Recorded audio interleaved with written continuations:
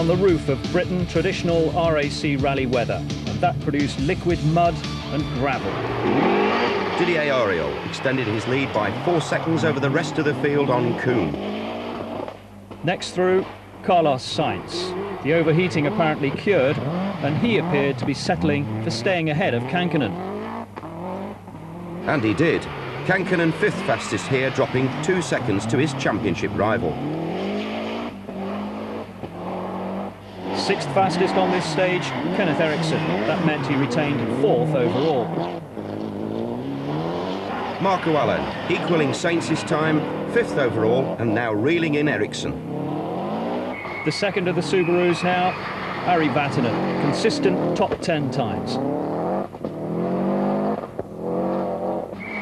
Timo Salonen now in 7th place overall, the highest position of the event so far. Stig Blomqvist, a better performance from him after attention to the transmission. Frenchman Delecour in the Ford, much happier on the 3rd day, having learned how to drive on the forests. Hanno Mikkola, he's running just outside the top 10, but not making any mistakes. Lassie Lampi, no fireworks from the amiable Finn. Per Eklund, one of my old drivers, getting on a bit, but still the top privateer. And here's McRae, over 13 minutes off the lead after that roll on Grisdale, but 2nd fastest here behind Auriol. Tommy Mäkinen, now running in 14th place overall, having had a poor day in Wales. And Robbie Head, leading Group N in a car that he borrowed to do the job. Drizzling rain and a treacherous surface on Withup. A big crowd gone down to the woods today. Auriol, quickest again here for the 12th time of the rally so far, looking unstoppable. Here's Carlos Sainz in the big Toyota, 2nd quickest through here, and that ensured that he stayed ahead of his great rival Kankkunen. Carlos has a terrific finishing record on this event, 1st last year, just 2nd the year before to Pentti Riikola, and also a 7th and an 8th in only 4 starts. Juha Kankkunen dropped another 2nd to Sainz, now 21 seconds behind the champion. He was complaining the suspension needs attention. Kankkunen won in 1987, and when he's finished the Lombard RAC, it's always been in the top 5. Kenneth Eriksson, 6th quickest through Withup, and still 4th overall.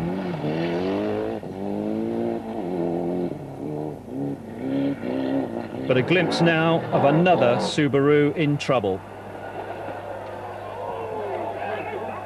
It's been one of those up and down RAC rallies for Marco Allen. Here he's down, needing help to go back up. Going too fast when it was too slippery, and that tippled him over the edge. Teammate Ari Vatanen goes through and realises that he's in 5th place now. Marco needing the help from the crowd. Eventually they get it moving. Marco rams it into gear. The RAC just wouldn't be the same without the crowd helping Allen back onto the road. Timo Salonen now up to 6th place overall after Marco's mishap, a reward for a safe, steady trip round. And Blomqvist coming through, transmission fine, 6th fastest here and 7th on the board. The top Ford still running and sliding of Delecour. Évidemment, c'est un rallye très difficile pour moi.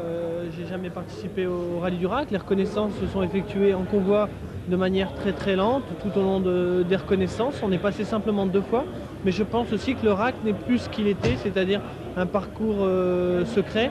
Maintenant, on peut quand même obtenir des bonnes notes au bout de 2 passages, et je pense que ça nivelle un petit peu, ça met tous les pilotes sur le même plan d'égalité. 10th fastest through Withup, 8th overall, an impressive debut for the young Frenchman.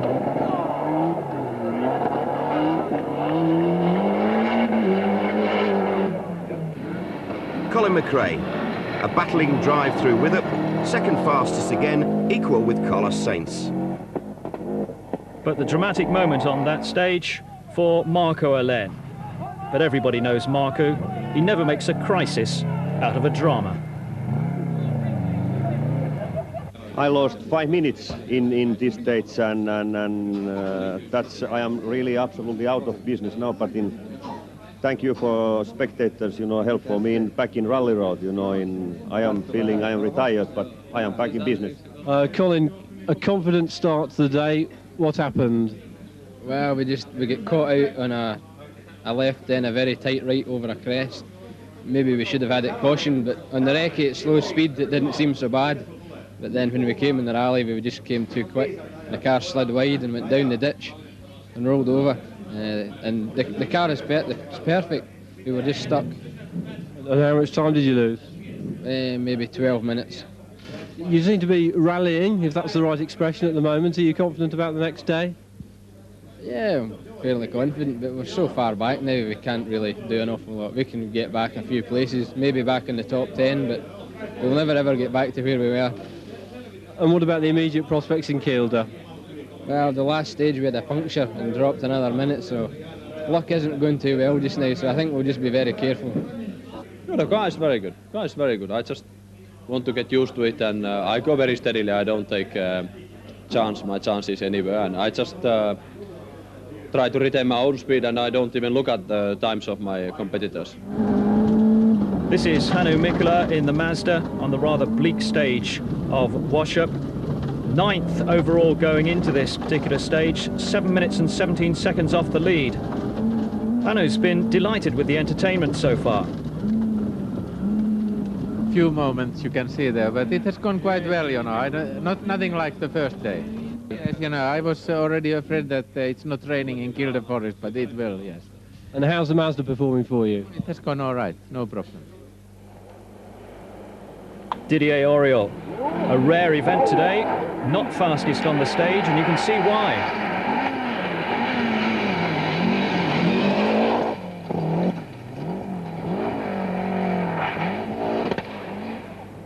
But despite that moment for Auriol, Carlos Sainz only beat him by 3 seconds.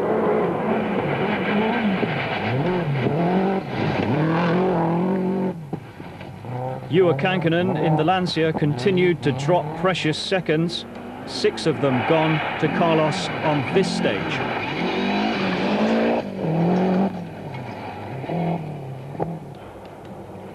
Ari Vatanen, equal 5th fastest here, keeping the Subaru in the middle of the track. And Timo Salonen, 8th quickest, 6th overall. Sweden's Stig Blomqvist experienced the key. He ran 9th quickest through this stage. The top Ford, indeed the only Ford in the leading 10, with Francois Delecour. Hannu Mikkola, now 9th overall and picking off the places towards that top 5 leaderboard. Marco Allen, back fighting, 7th quickest in that delayed Subaru and running in 10th place. Colin McRae with the much modified Subaru, but still trying hard.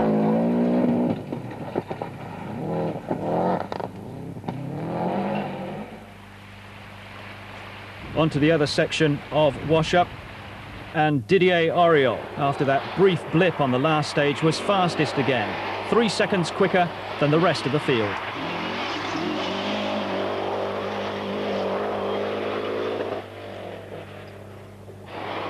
But Carlos is still keeping the pace on Auriol. 2nd quickest, 29 seconds behind the leader. The problems were all Kankkunen's. He couldn't close that gap to Carlos Sainz. He lost another 6 seconds here. Kenneth Eriksson. He wasn't happy with the suspension, he changed them, but he still wasn't happy with the car. And Ari Vatanen slipped a touch here, 9th quickest, but still in that safe 5th place. Tommi Mäkinen, a young Finn with a great future. He was 3rd quickest on this stage, and he's now in 16th place. Carlos Sainz looking good, but frantic activity in Toyota's service, demonstrating that the team felt it could all just slip away from them. Indeed, the face of Carlos Sainz told the story.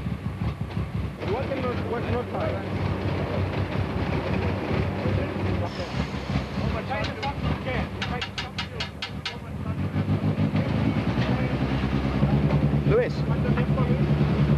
No, okay.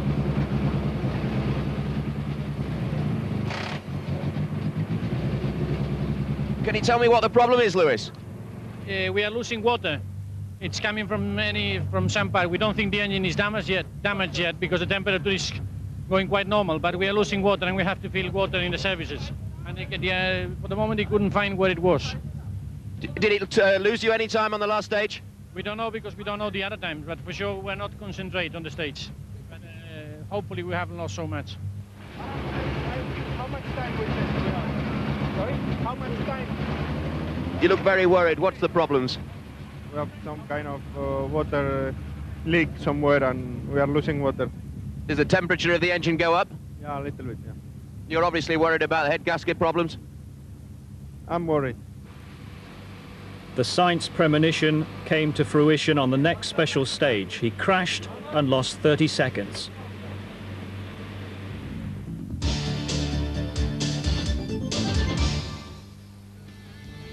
It looked like this with 2 special stages to go, but then it all happened in the dark on Kielder. Subaru was suddenly down to 1 with Marco Alain and Colin McRae missing after the penultimate stage of the day in Pundershaw. Also out Stig Blomqvist, the little Nissan on 3 wheels after Reedsdale. Didier Auriol had 1 adventure too many and dropped from 1st to 11th, losing over half an hour. So Kenneth Eriksson is on course for another good finish. Carlos Sainz has his world title hopes hanging by a thread as Juha Kankkunen, off the pace all day, suddenly leads going back to Yorkshire. This is Smith and Broad in Kielder with a day to go of the Lombard RAC Rally. Screen Sport will bring you the final act.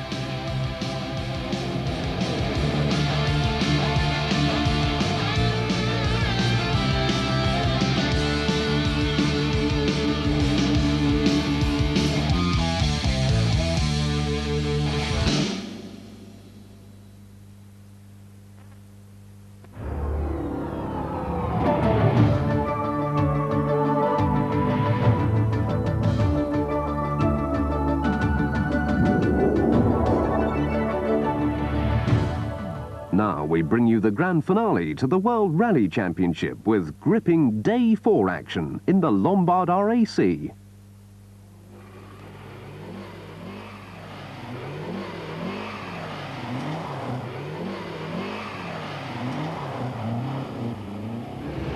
How much time we have? Sorry? How much time? Non, mais je suis pas allé beaucoup, j'ai mis juste une roue, la roue gauche, et comme c'était ça debout, je me suis mis comme ça. Alors quand j'ai...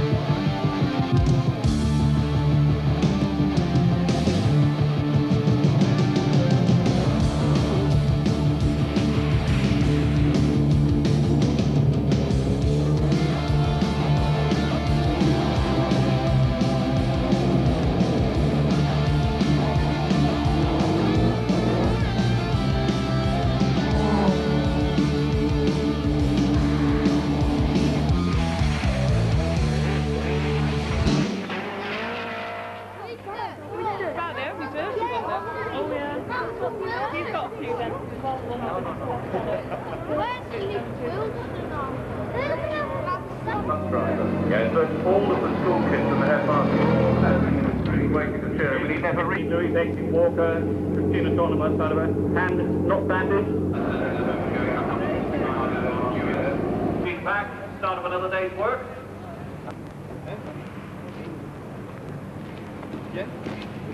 Yes, I think I can go a little bit slow, and even I'm not so interested about Kenneth, I'm interested about Carlos. And the car? It's good. We changed yesterday all actually everything, and now it's fine. Carlos, you must be quite thankful you were actually here. Yeah, in a way, for sure, because with so many problems, I'm happy to be here. Yeah. And the Toyota mechanics put the car in good shape now? Yeah, at least it seems they do what they try all the best. They do what they can do maximum. They change the complete head. They change the head gasket as well yesterday night, and we will see. The problem is we have been running yesterday nearly the whole day with very, very, very high temperatures. And also we welcome to Harrogate this morning, Robert Atkins. Yes, Francois yesterday was saying that although his best results have come on tarmac,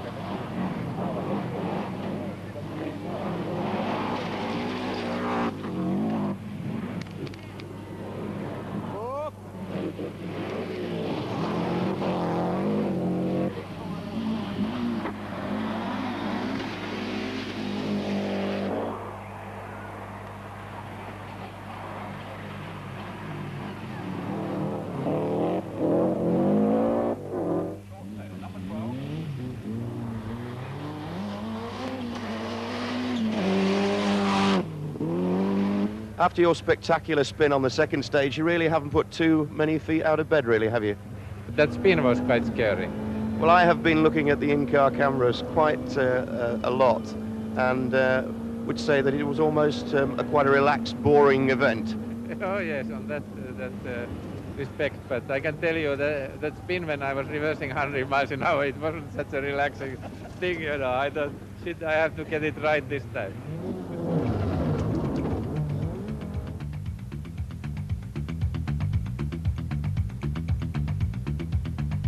Inspired McRae second, Alain and Sainz locked in third place. A wet Monday morning in Wales, and the Flying Scotsman, with no orders except to go as fast as he could, responded with 3 successive fastest times. And for the first time in 3 years, Britain's round of the World Championship had a British leader.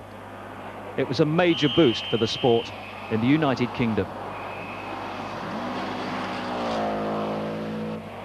Carlos Sainz holding off Juha Kankkunen, a controlled performance for the world champion. Kankkunen seemed unable to reproduce the quick times of earlier in the day. Didier Auriol starting a series of fastest times in Wales. Sainz took the overall lead, though he seemed not to be extending himself or the Toyota.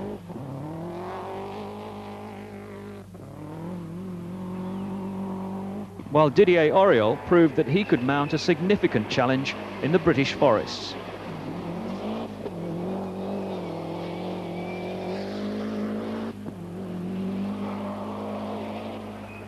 Kankkunen for once was being outclassed by his Lancia teammate, but he was still holding on to third overall. Fourth by this stage was Colin McRae after a bad tyre choice on the 15th special stage. Over halfway through the stages, but with the difficult sections in the Lake District and Kielder still to come. The championship battle was the focus for rallying's first lady. You know, I think, you know, when you are on this kind of level, you have this nearly not the same character, but you have to be very strong, and everyone has his own personality, but the two of them, I think you are certainly less pressure than Carlos, and I think Carlos during the 2 last year has been very, very busy, and I think he's mentally tired, a lot of pressure, and so I will say Kankkunen will be maybe more relaxed, but you are never relaxed when you are playing the championship anyway, so it's very difficult to say, very difficult. This is Grisdale, first thing Tuesday morning. Carlos Sainz, 5th fastest here, and he retains his lead.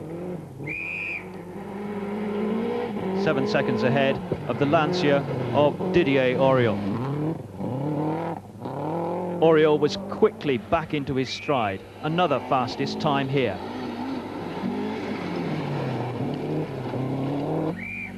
Juha Kankkunen says he hates Grisdale. 1 second slower than Sainz here and fighting to keep up. Colin McRae only marginally slower than Auriol as he headed home towards Scotland. But he was to go by a rather unusual route. The problem for poor Colin was that when they practice the stage, they can only do 25 miles an hour. A wrong note over the crest and disaster. Fortunately for Colin, and the band of enthusiastic spectators were able to put the car back on its wheels in just about 12 minutes.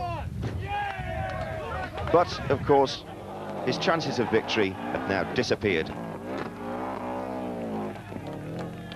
It wasn't only the British hope that was caught out on the corner, the Mitsubishi of Shinya Yamashi. Then the Sierra of Chris Mellors. And Nigel Worswick in another Sierra.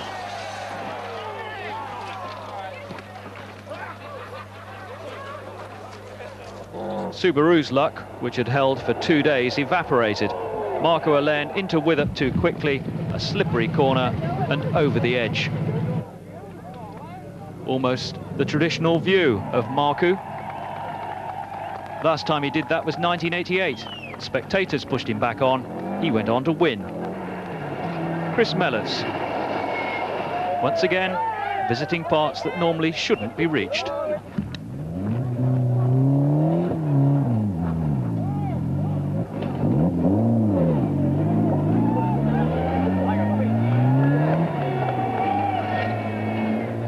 Halfway through the longest and toughest day of the whole event, Didier Auriol pulled off another special stage win, 3 seconds quicker than the rest of the field. The main concern for Carlos was to stay ahead of arch-rival Kankkunen rather than leading the rally. And he was managing it comfortably. Kankkunen lost another 6 seconds here to Sainz, beginning to look a forlorn chase for the Finn. But at Toyota service going into Kielder, the first signs that Sainz had big trouble on his hands. The frantic activity of the engineers, the driver's expression, the giveaway.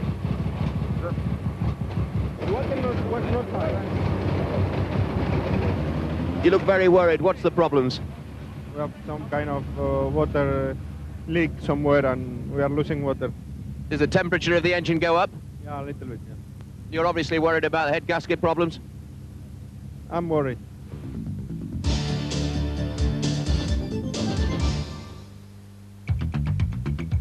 The fears of Carlos were justified. Watching the gauges instead of the road, he went off and lost the title advantage.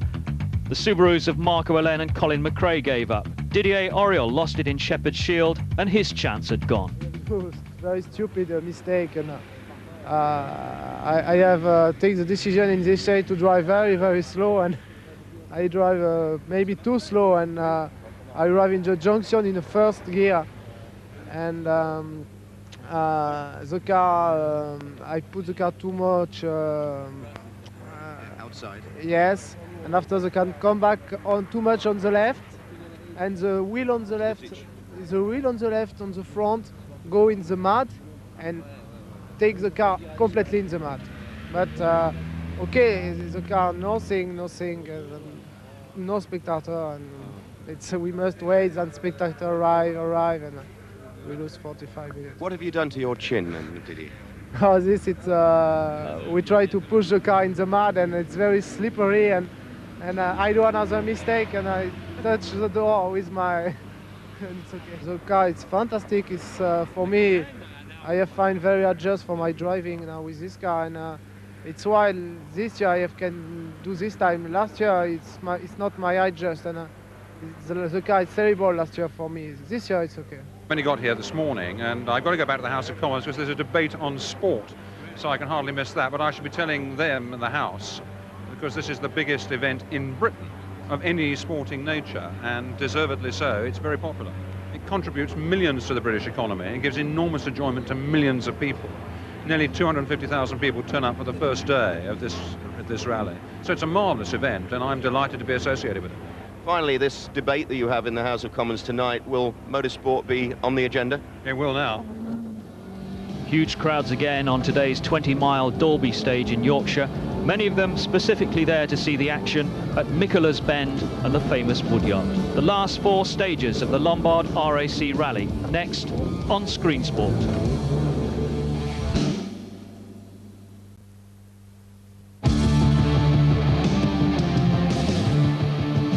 And to start the final leg, a long special stage in Dalby.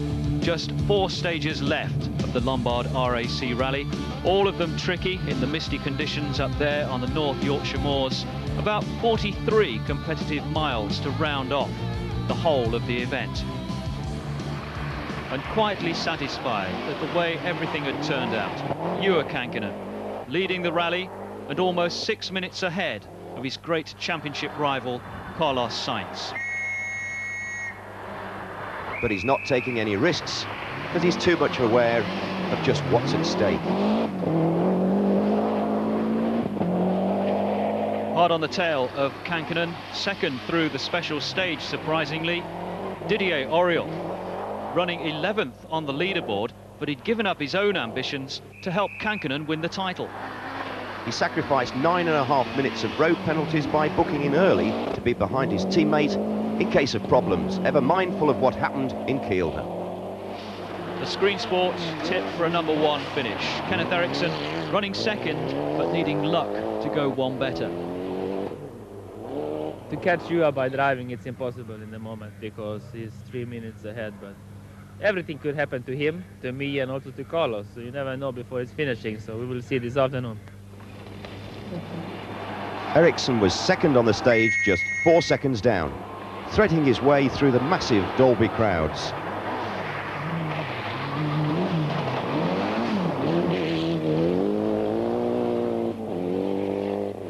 Next through, slower even than Kankkunen. Carlos Sainz had to hope that the Lancia hit trouble. He was well aware that his world title was slipping away. Only 5th here, 18 seconds adrift of fastest time. And you can tell from this shot just how conservatively Sainz was driving.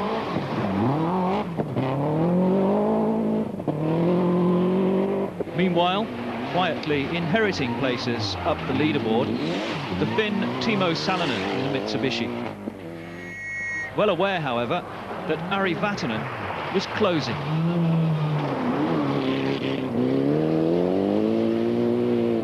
No, I must go fast because Vatanen, he will push. So it will be entertaining for the crowds today. Yeah. I will keep Vatanen behind anyway.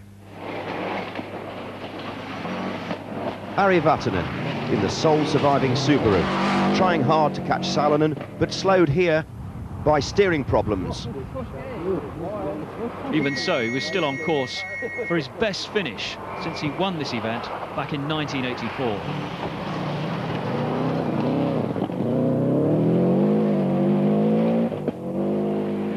And now, a great view of Francois Delecour. 6th on the board, the best 4. Doing exactly what Colin McRae achieved last year.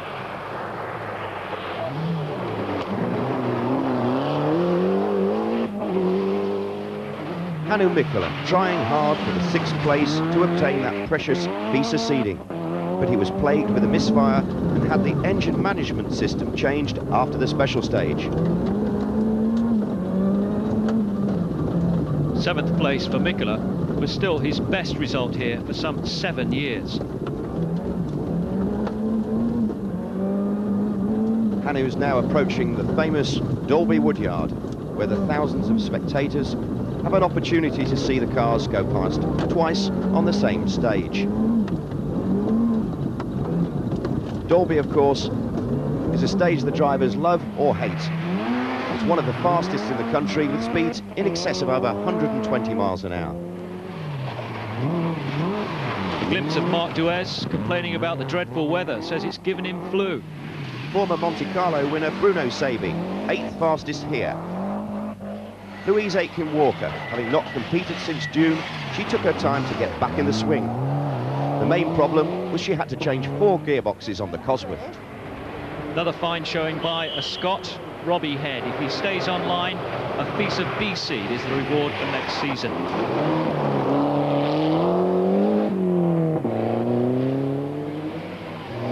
Dave Metcalf in the Little Nova, only 1600 cc's and 2-wheel drive. Slowed here by a slipping clutch, but generally a good event for the Cumbrian.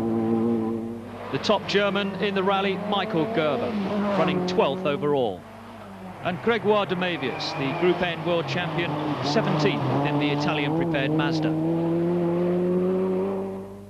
the rigours of Dalby over, Langdale was tackled next in early afternoon. Reporting a satisfactory run through, Juha Kankkunen. No problems.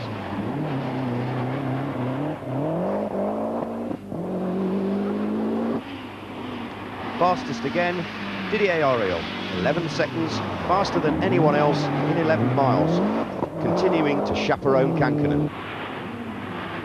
Kenneth Eriksson was second quickest, but only 2 seconds better than Kankkunen. He too was looking for a Lancia failure. Fourth for Carlos, 17 seconds adrift, and now the title hopes are ebbing away.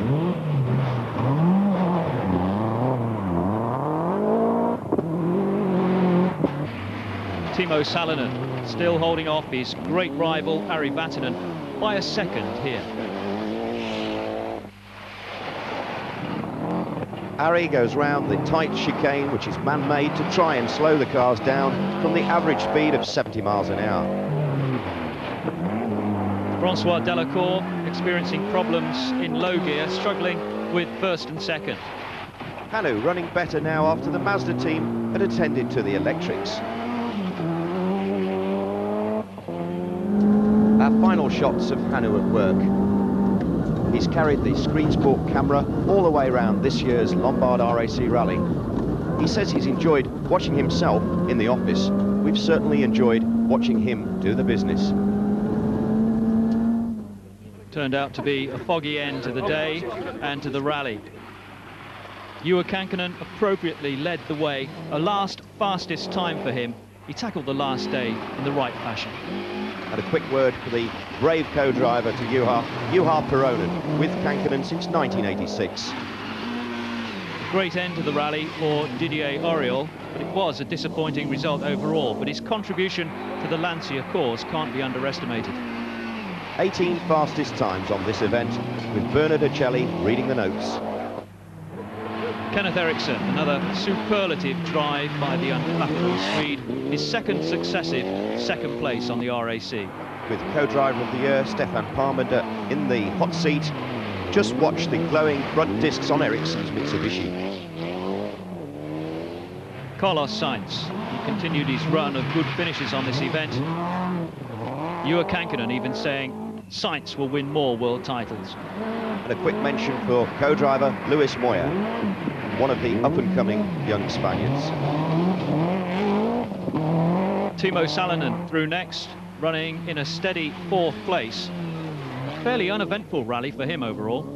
With Voito Silander reading the notes. Voito's previous job was a nightclub bouncer.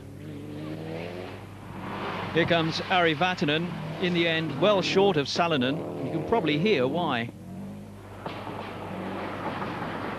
Bruno Berglund reading the notes for Ari, a Sweden-Finn combination. Next up, Francois Delecour, the best Ford finisher. One of only 4 European cars in the top 10. A good performance for Francois. Watch his performance in the RAC rally next year. Daniel Grateloop, his new co-driver, learning the RAC. Hannu Mikkola, 7th for the Finnish master. His record of world titles now eclipsed by Juha Kankkunen. Best result this year for Hanu, 8th on the Acropolis was the previous one, with Jonny Johansson calling the notes. But no piece of seed for the 4 times winner of the RAC rally. Louise Aitken-Walker and Tina Turner. Best finish on the RAC for Louise, 10th overall, 17th previously. Robbie Head takes the Group N title, 24 minutes ahead of Jeremy Eason, the man from Oakham in Rutland. Scotland's honour preserved and the B seed in the bag. Dave Metcalf, top of his class.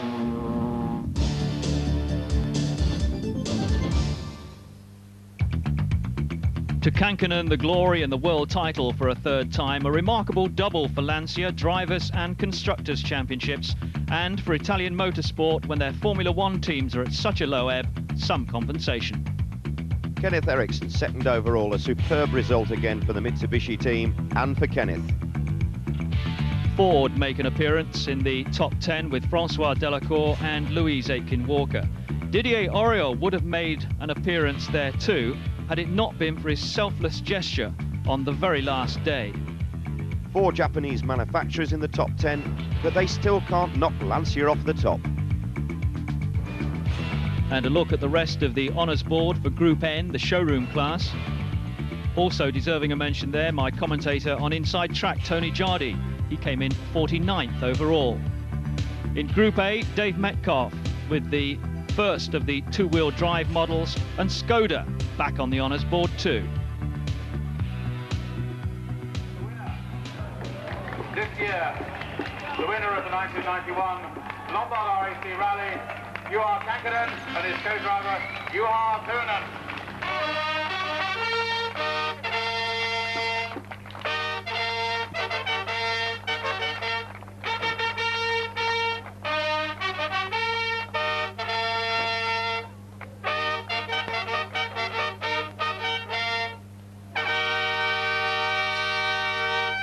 So young and so much experience, you've done absolutely fabulously. Did it all go well today? Pardon? Did it all go right?